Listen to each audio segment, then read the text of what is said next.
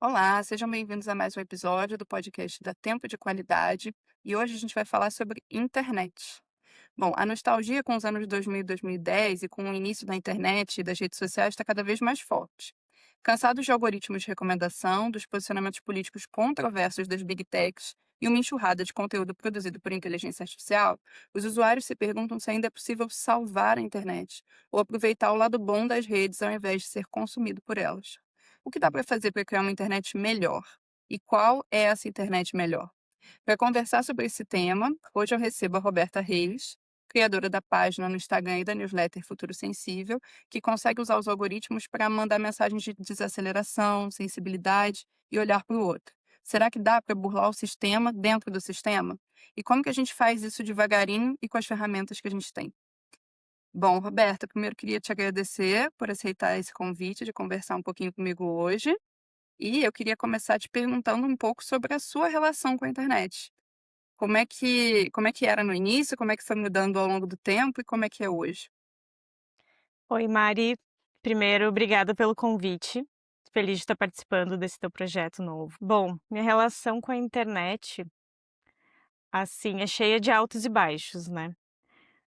Eu acho que também não dá para dizer que a internet só é ruim, não tem nada de bom.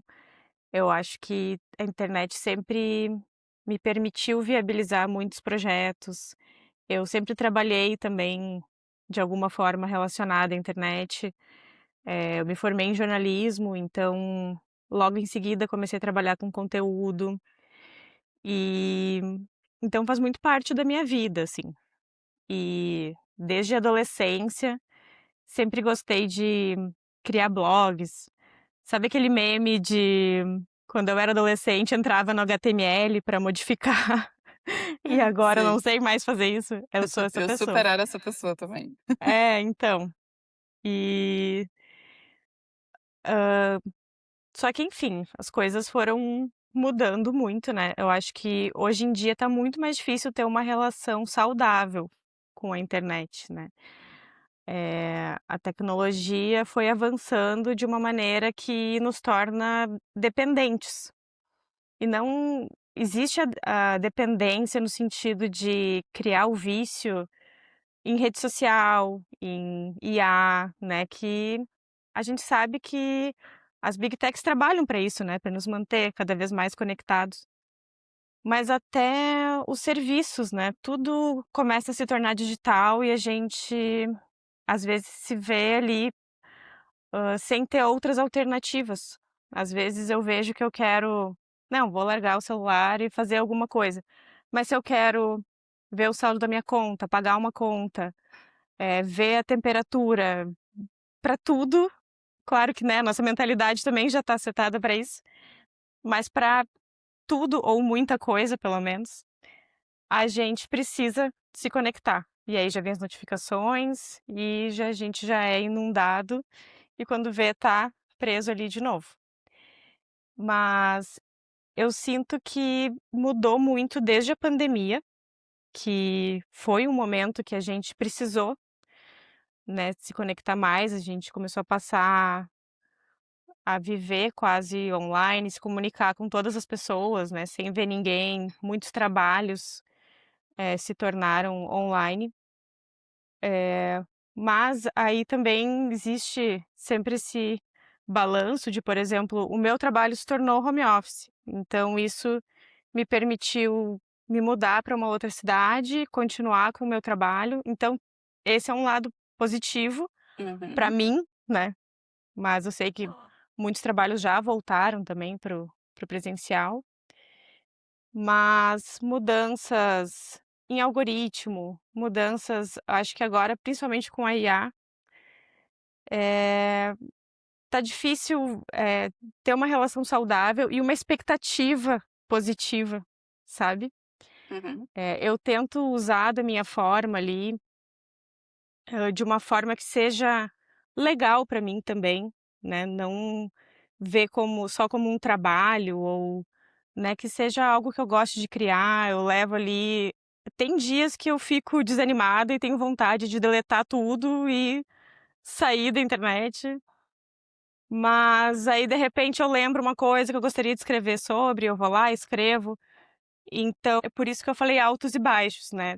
Tem os momentos de total pessimismo, mas eu acho que ainda dá pra gente conseguir aproveitar de uma forma que seja mais divertida, que a gente consiga se conectar com pessoas, que tenham gostos parecidos, interesses parecidos, porque essa é a parte que eu vejo de boa na internet, né, a gente consegue por exemplo, ali pela minha página mesmo, eu já fiz amizades mesmo, né, pessoas que se Uhum, tornaram amigas, inclusive antes, em grupos de Facebook, né, como eu sempre usei muito, assim, tem amigos que eu fiz em grupo de Facebook e são grandes amigos até hoje, sabe.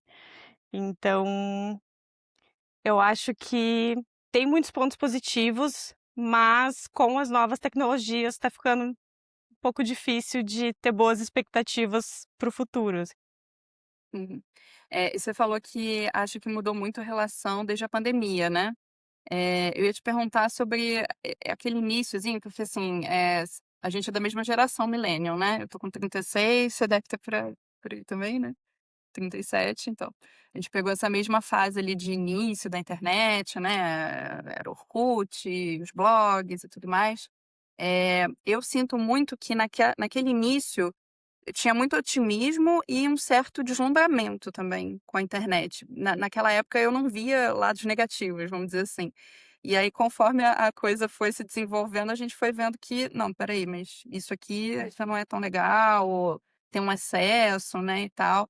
Você foi sentindo isso também? Foi ficando meio agridoce, vamos dizer assim, essa presença online? Eu acho que eu também tinha muito essa impressão, assim, lá no início de que não tinha lados negativos, e talvez até tivesse, mas assim, não era tão impactante na nossa vida, né. Uhum. Mas eu fui ter acesso à internet quando eu tinha uns 12 anos, na adolescência ali, 11, 12 anos, e era um computador para família, né, tinha que dividir com todo mundo, tinha horários, Exato. a internet era discada, então a gente não ficava o tempo todo conectado. Só final de semana, Então né, que tinha aquele coisa é, do final pulso único, né. domingo. É, É. domingo. E naquela época eu lembro que já se falava, assim, tinha aqueles chats, né, tipo chat do terra, chats coletivos, e as pessoas já alertavam: "Não, tem que tomar cuidado, porque às vezes pode ser uma pessoa fingindo ser outra". E hoje quando a gente pensa nisso, né, era um perigo tão inocente. Mas, sim, eu acho que realmente nos afetava menos, talvez tivesse já algum lado negativo. Mas quando eu penso até ali pelo meus 20 e poucos, eh, antes da pandemia, a gente já usava smartphone, mas era um uso muito mais reduzido, assim. Eu lembro quando eu comecei a ter Instagram, a gente ia lá, postava uma foto, não ficava cuidando o número de like, esse tipo de coisa. Era muito mais leve, assim.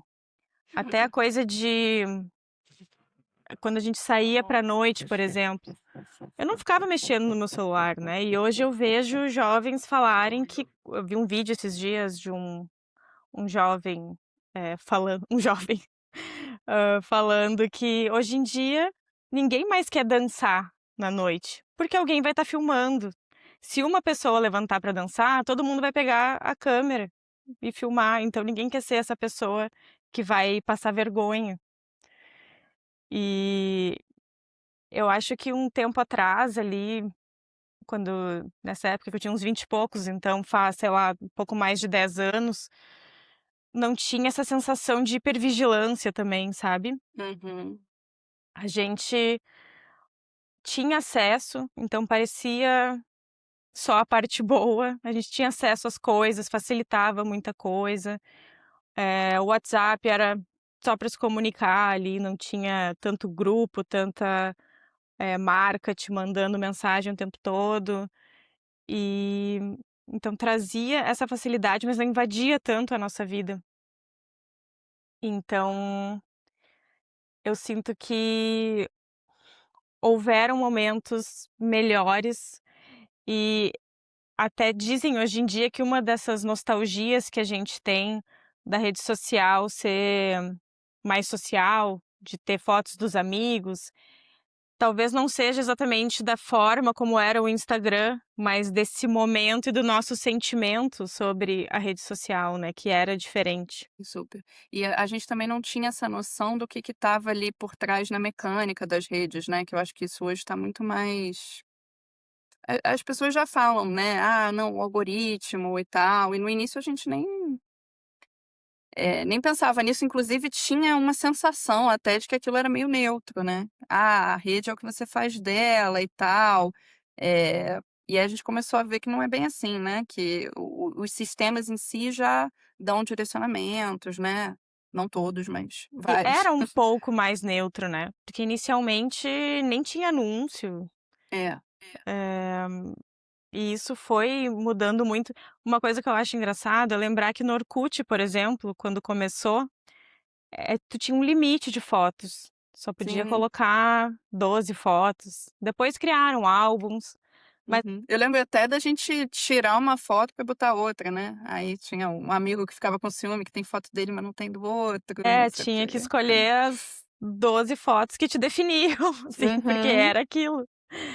E e depois virou um super excesso e todo mundo se expondo demais, e eu vejo que hoje os jovens já têm o perfil no Instagram, mas o feed é uma ou 2 fotos, ou às vezes o feed nem tem foto. Então os comportamentos também vão se moldando conforme a gente vai se sentindo afetado pela tecnologia, né. Sim, total. E Roberta, eu queria te perguntar como é que surgiu a Futuro Sensível, a sua página nessa história aí. Em que momento que você criou? O que que você estava pensando quando você criou? Você já imaginou que fosse ser uma página que fosse crescer? Enfim, como é que foi isso?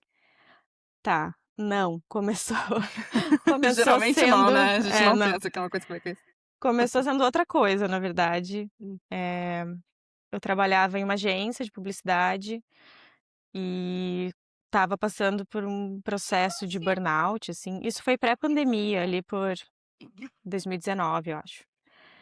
E então eu queria sair de lá e comecei a pensar coisas que eu poderia fazer, eu já tinha alguns freelas, e esses freelas que eu tinha eram mulheres, né, eu fazia redes sociais, conteúdo ali para mulheres autônomas. Então, eu tive a ideia de sair dali e pegar mais clientes, buscar mais clientes, para trabalhar com mulheres profissionais, autônomas que quisessem, né, melhorar suas redes sociais, criar conteúdo, enfim. E e aí eu saí e inicialmente tinha um outro nome, era Omaleb o nome da página, só quem segue desde o início vai lembrar disso. E aí eu publicava no Instagram alguns trabalhos que eu fazia e alguns posts para mostrar meu posicionamento, né, então, Uhum. de que forma que eu faço a comunicação, o que que eu penso sobre comunicação, até com o objetivo de, trazer novos clientes, né. Mas aí, nessas publicações que eu fazia sobre comunicação, falava muito sobre a relação com a internet também, que é o assunto que a gente está falando hoje. Sempre foi um assunto que me atravessou muito, assim. E alguns posts começaram a ter ali algum engajamento, compartilhamento, e eu percebi que era legal falar sobre isso, que as pessoas queriam ler opiniões diferentes sobre isso. Diferentes eu digo porque era um momento que estavam surgindo muitos mentores de marketing, né, especialistas, e que era basicamente poste stories todos os dias, esse tipo de regra de faça assim que vai funcionar.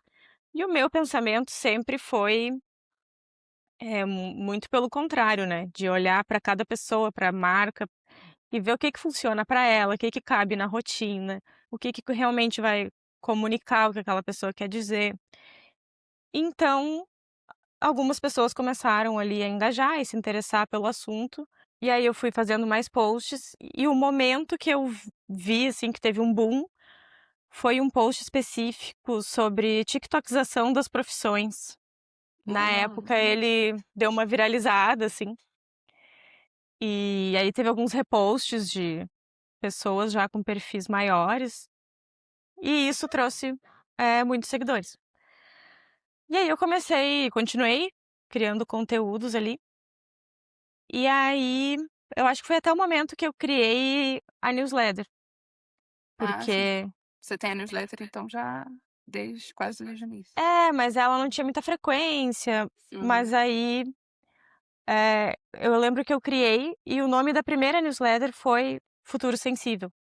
Uhum. E aí tive alguns retornos de pessoas dizendo: "Ai, que legal, adorei esse termo, concordo com isso que você trouxe sobre o futuro sensível e tal". E aí fiquei com aquele nome na cabeça, né. E aí depois de um tempo, como eu já não eu já tinha mudado minha vida profissional, eu já tinha voltado a ter um emprego fixo, e então queria mudar daquele nome Omalab, que não me fazia mais sentido. E aí mudei o nome para Futuro Sensível. E comecei a abrir também, fazer outros conteúdos. Comecei a falar muito sobre sensibilidade, porque achei que se encaixava muito com o tipo de conteúdo que eu trago, né. Nem sempre eu falo sobre sensibilidade com essa palavra, mas eu acho que é sempre sob esse viés de pensar um futuro mais sensível. Uhum. E foi justamente nesse período também de pandemia, né, eu comecei ali em 2019 como Omalab, mas aí foram ali quase 2 anos de pandemia que foi se intensificando a produção de conteúdo. Acho que muita gente inclusive começou a produzir ou produzir mais, e e foi assim que eu comecei a produzir mais conteúdo também. E aí agora acho que faz uns 2 anos ou mais que tem o nome Futuro Sensível. E Roberta, você chegou a viralizar também com um post que falava sobre ambição, mas no sentido de que também é ambição querer ter uma vida tranquila, né. E isso vai muito contra a maioria dos posts que a gente vê no Instagram, né, com tão cheios de hack de produtividade, otimização, coisas do tipo, né. As pessoas sempre querendo consumir mais e subir e tudo mais. Como é que você vê essa uma aparente contradição de falar de desaceleração e de sensibilidade numa rede social como o Instagram, que é tão acelerada e que muitas vezes desensibiliza a gente para coisas que a gente precisava olhar com mais cuidado, com mais atenção, assim. Você acha que o jeito de chegar nas pessoas, às vezes, é por essas plataformas? Como é que você vê essa coisa de falar sobre esses temas nesse lugar, né, que é o Instagram hoje? Eu acho que é justamente isso que atrai as pessoas que seguem o Futuro Sensível, né. Que às vezes é até um susto, assim, no meio do rolando o aquele scroll infinito, assim, e passar por um post que traz uma outra mensagem de mais calma, né, de leveza, de ver as coisas por um outro viés. Claro que não é só o meu, tem muitos perfis, eh, nesse sentido também. Mas esse post específico da também ambição querer uma vida tranquila foi uma surpresa, assim, pra mim, porque eu fiz sem pretensão nenhuma, assim, foi só um pensamento de às vezes eu não me senti uma pessoa ambiciosa, porque eu não tenho as ambições que, colocam como a ambição que a gente deveria ter de riqueza, de ter carro tal, de É então um título corporativo, né, né. exatamente. Uhum. E então ficava pensando: "Ah, mas será que eu sou uma pessoa sem ambição e tal?". E aí comecei a pensar sobre as minhas ambições, né. E até ele é um carrossel, né, porque depois fala que também é ambição querer um trabalho que se adapte à nossa vida e não o contrário. E que é também uma coisa difícil realmente, né. não é muito fácil ter um trabalho que se adeque à nossa vida. Mas principalmente essa frase, também "ambição querer uma vida tranquila", virou uma trend, né, que Uhum. inclusive, muitas pessoas postaram essa frase com vídeos, com fotos, e inclusive algumas eu deixava comentário: "Oi, essa frase é minha e tal", e algumas pessoas me responderam que achavam que era uma trend. Uhum. Mas então, assim, a gente percebe também que tem muitas pessoas que estão ali usando a rede social, porque hoje em dia todo mundo usa, né, mas não necessariamente se identificam com a forma como ela funciona, com o algoritmo que quer que tudo seja mais rápido, mais quantidade, sempre Mais mais, consumo, né. né. E então eu acho que faz muito sentido trazer esse conteúdo ali para dentro, porque eu acho que se não tiver pessoas falando disso ali, então, aí sim vai ser só sobre acelerar cada vez mais, né. Então eu tento sempre não só falar sobre desacelerar, mas trazer uma reflexãozinha, sabe, de tipo, colocar uma pulga atrás da orelha sobre alguma coisa que tá acontecendo, pra pessoa também pensar sobre aquilo, até porque eu tento não dizer muito: "Faça isso, faça aquilo", mas trazer dessa forma para refletir mesmo. E a gente está falando muito, Roberta, sobre como que a gente pode ter uma internet melhor, né, como é que a gente o que que a gente pode fazer. E assim, você pensa que tem 2 lados nessa história, né, a internet que a gente pode fazer ser melhor individualmente, né, o que que a gente pode fazer para a gente ter uma experiência melhor na internet ou para falar com pessoas próximas e tudo mais, ou enquanto criador de conteúdo, né. Mas tem um outro âmbito maior que tem a ver com esses sistemas das plataformas e tudo mais. Eh, Queria entender um pouquinho a tua visão sobre isso. Eu comecei a ler aquele livro novo do Ian McEwan, que se chama O que Podemos Saber. E aí ele se passa no futuro, né, em 2100 e alguma coisa. E aí, assim, eu ainda tô no início do livro, mas tem uma parte lá que o personagem fala: "Ah, porque lá em 2015 e tal, as pessoas a redes sociais ainda eram, eh, comerciais e tal". E aí ele fala como se no futuro, eh, as redes sociais fossem públicas, né, fossem geridas pelo Estado e tudo mais. E, enfim, essa é uma ideia, assim, que não a gente não tem muitos exemplos ainda, né, sei lá, a China tem rede social pública, mas enfim, a China, tem suas questões internas, né. Mas você vê algum caminho, assim, em termos mais, eh, maiores, né, estruturais para a internet melhorar, vamos dizer assim, que a gente poderia fazer enquanto sociedade, né?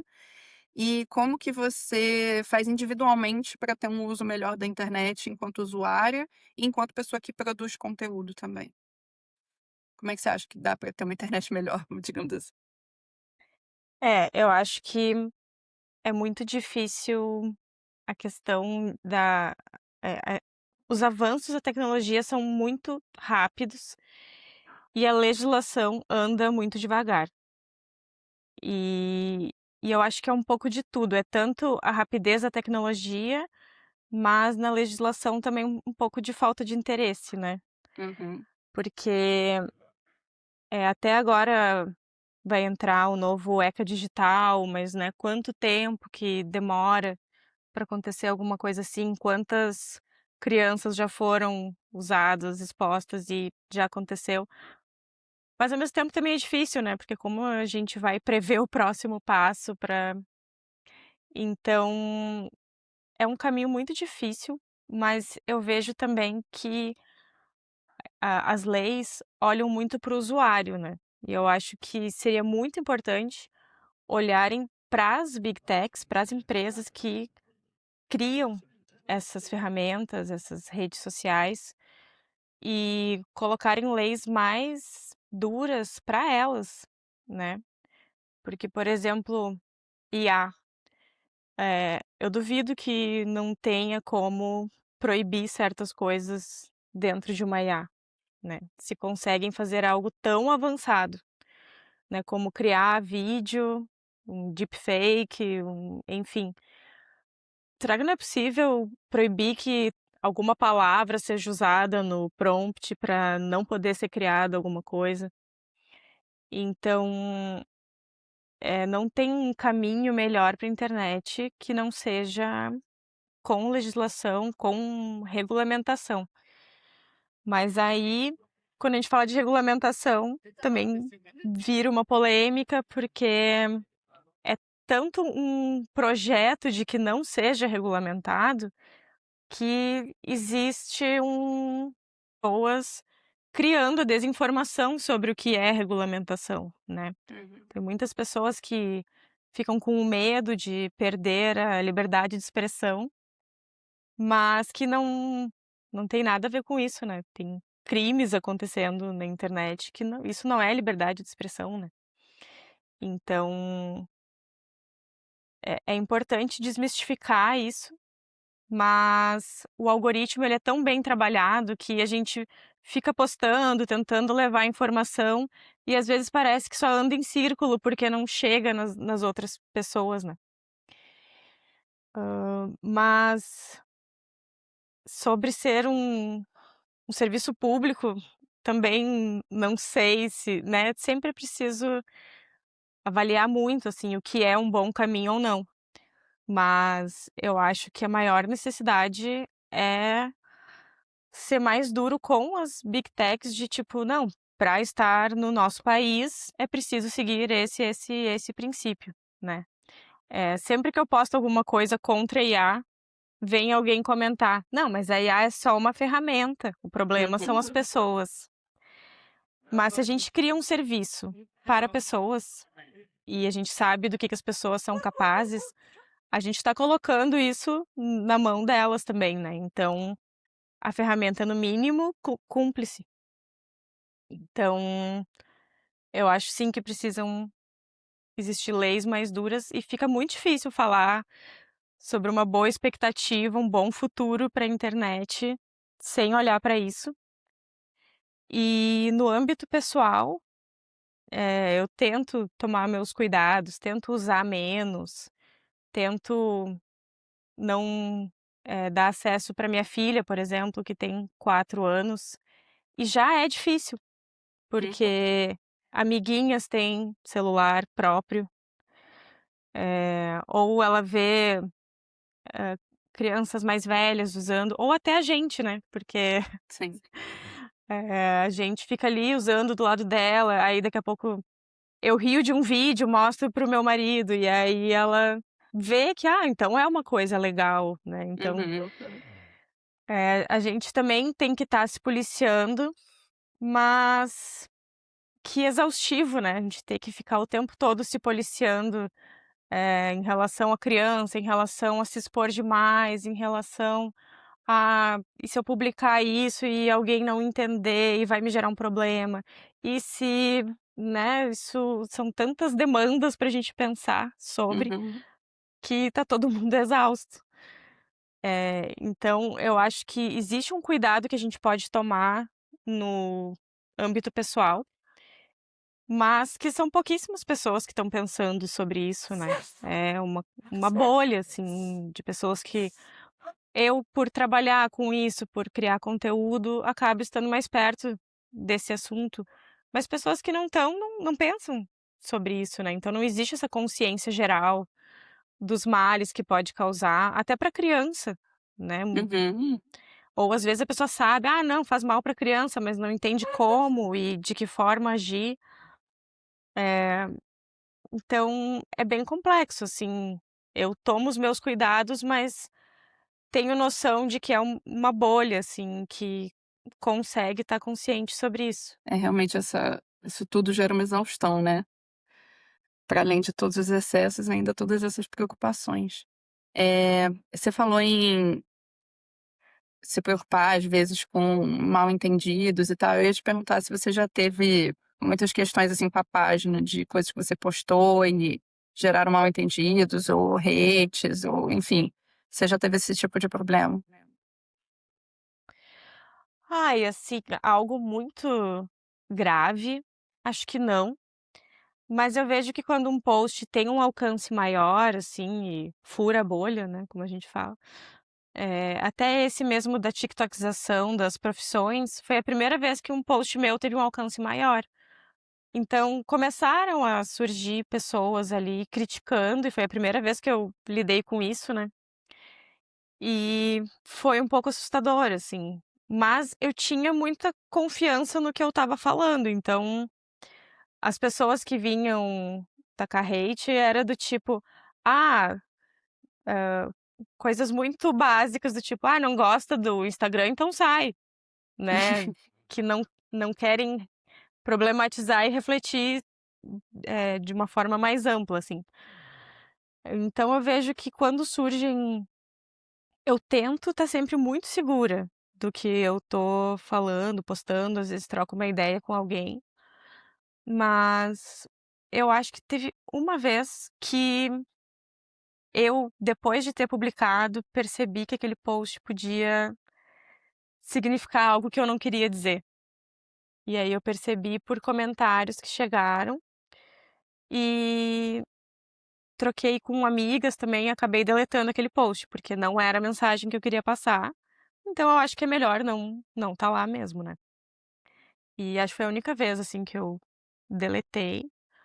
Mas às vezes vem comentários negativos, assim, e eu acho uma coisa que eu acho curiosa, assim, que eu já troquei até com a Joyce, né, a Joyce do Querida Sanidade, que às vezes, tipo, é legal ter um post que teve muito alcance, mas às vezes é meio ruim viralizar, porque vem muitas pessoas que a gente sabe que não têm interesse num assunto em geral, né, é um post que a gente fez ali, que é um pouco mais genérico, que pode servir para muitas pessoas, então vêm pessoas muito diferentes, mas que aí quando eu publico algo que se posiciona mais, a pessoa se dá conta de que tipo: "Não, esse assunto não tem nada a ver comigo". E e aí essas pessoas acabam saindo depois, então, tem esse lado bom e ruim, né.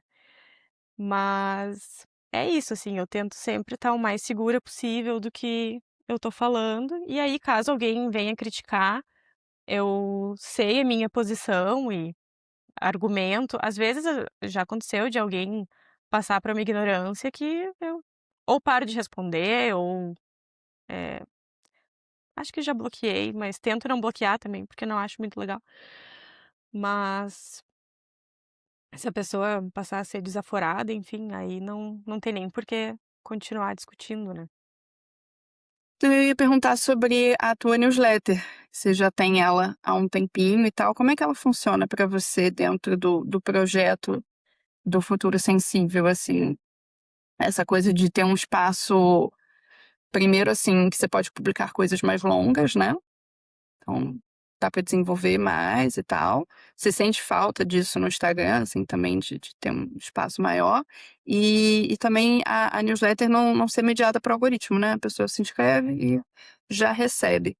Como é que você acha que isso faz diferença na comunicação dentro do teu projeto? Enfim, qual é o lugar aí da newsletter? É, a newsletter surgiu exatamente por esse motivo, assim, de eu querer, às vezes, desenvolver uma ideia maior, poder me aprofundar mais. E no Instagram, mesmo criando ali um carrossel, mas é diferente, é um formato diferente. E eu sempre gostei muito da escrita, né? Inclusive, eh, o conteúdo no Instagram comecei a fazer por isso, principalmente para escrever. Assim como antes eu sempre tive blogs e tal.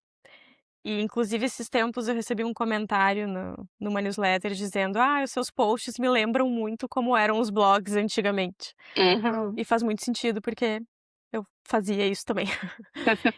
E não só por escrever mais, textos mais longos, mas eu sinto que é um espaço mais intimista também, sabe. Sim.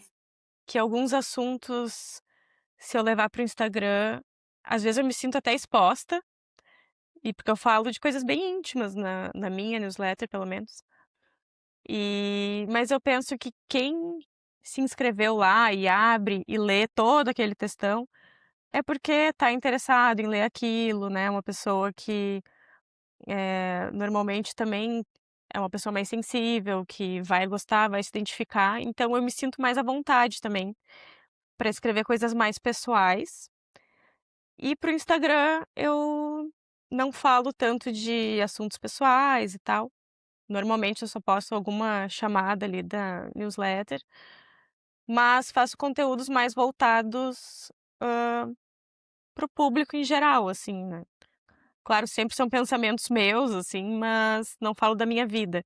Uhum, E no na newsletter eu sinto que eu falo mais da minha vida mesmo.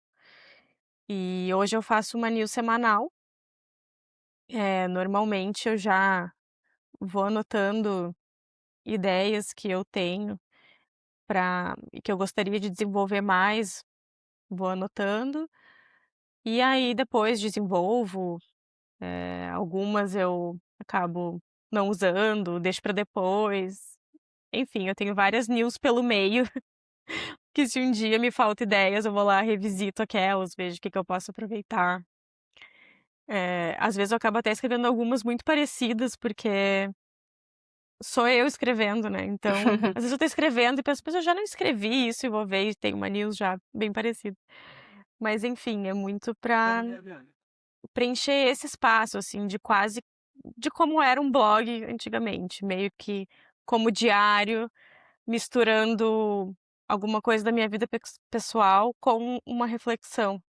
uhum. Você sente que é mais autoral então até do que o Instagram? Acho maneiro. Os 2 são autorais, mas Sim. eu trago mais Você vida se coloca pessoal. mais, É. né, de repen Às vezes até acho que eu me exponho um pouco demais, eu envio a news e fico: "Meu Deus, por que que eu falei isso? Nem sei quem são as pessoas que vão ler".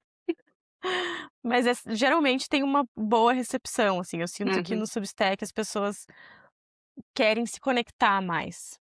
Então não são comentários, soltos, assim. Normalmente é realmente a pessoa leu tudo e traz ali uma troca e é uma outra relação que no Instagram é muito mais superficial.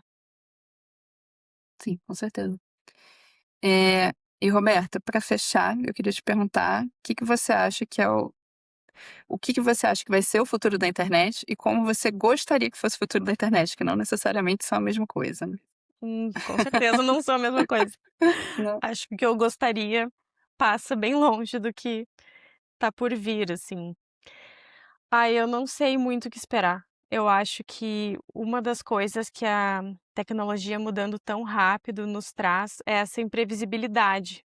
A gente nunca sabe o próximo passo, como vai ser o dia de amanhã, que nova tecnologia que vão trazer. E isso é um gerador de ansiedade também nos tempos atuais, né. Uhum, Eu penso até em quem está começando uma carreira, como é que eu vou decidir hoje, que daqui a pouco isso pode mudar, ou nem existir mais essa profissão. uhum. A gente tá sempre Eh, se adaptando, né, o tempo Sempre se inteiro. adaptando. E eu que trabalhei com publicidade, eu vejo que tu falou antes do deslumbramento, né, de um tempo atrás, mas eu vejo que ainda existe, assim, surgiu o IA. Como a gente vai usar? Porque precisa usar, mas é só descobrir como. Eh, mas assim, como eu falei antes, fica difícil às vezes ser otimista, mas tem dias que eu sou um pouco mais, outros um pouco menos. Eu acho que também, como eu já mencionei, tudo passa por legislação, né. Eu acho que existe um caminho já acontecendo que é as pessoas já querendo se desconectar um pouco e viver mais offline, e esse é um caminho que eu gosto e que acredito que vai acontecer, mas talvez em bolhas, de a gente continuar usando de uma forma que seja positiva para nós, mas também um pouco menos, assim. Mesmo que eu fale muito sobre viver o off e usar menos tempo, mas eu também sou uma pessoa que quando eu vejo, tô tempo demais, né, peguei o celular e, já passou tanto tempo. Então, eu também tô nessa caminhada de diminuir meu tempo, viver mais outras coisas, e eu acho que é um caminho que tá acontecendo e que é o que eu gostaria. Por outro lado, eh, eu vejo que o uso de IA vem se tornando, assim, massivo, né, e a parte que eu acho muito preocupante, a gente vai ver, nas eleições desse ano, né, como vai Sim. ser. Eu acho que vai ser um momento bem importante, talvez decisivo para algumas questões, assim, de uso de IA, porque já vem acontecendo e vai se algumas coisas vão se tornar inviáveis, assim. Então, espero até que seja uma forma de a gente vivenciar isso e ter algum aprendizado, acho que é mais ou menos por aí. Beleza, Roberta. Obrigada, então. Queria abrir aqui o espaço para você falar um pouquinho para quem ainda não conhece a página e a newsletter para ir lá seguir, né, e assinar a tua newsletter. Tem algum outro canal que você tá também, TikTok? Ah, eu tô no TikTok, mas eu uso muito pouco, Uhum. porque eu posto meus conteúdos do Instagram, não funciona lá, e aí eu teria que fazer outros conteúdos e não tô disposta a ter mais uma rede. Mas Haja tempo, então né. é, mas então convido a conhecerem o Instagram, se gostar, seguir, acompanhar, tô sempre trazendo, reflexões sobre assuntos que estão por aí no momento, mas sempre pra gente olhar de uma forma sensível e pensar sobre isso. E a newsletter também no Substack é @futurosensível, e sai toda sexta-feira, e normalmente é alguma reflexão que eu conecto com a minha vida pessoal, escrevo textos um pouquinho mais longos ali para se conectar e poder encontrar outras pessoas também que estejam a fim de falar sobre isso. Legal. Super recomendo vocês irem lá conhecer a página da Roberta. Eu gosto muito, a newsletter também, é uma das que eu recomendo lá na minha newsletter. Eh, e é isso, muito obrigada, Roberta. Eu que agradeço o convite e o papo. Valeu. Até o próximo episódio então, gente. Tchau.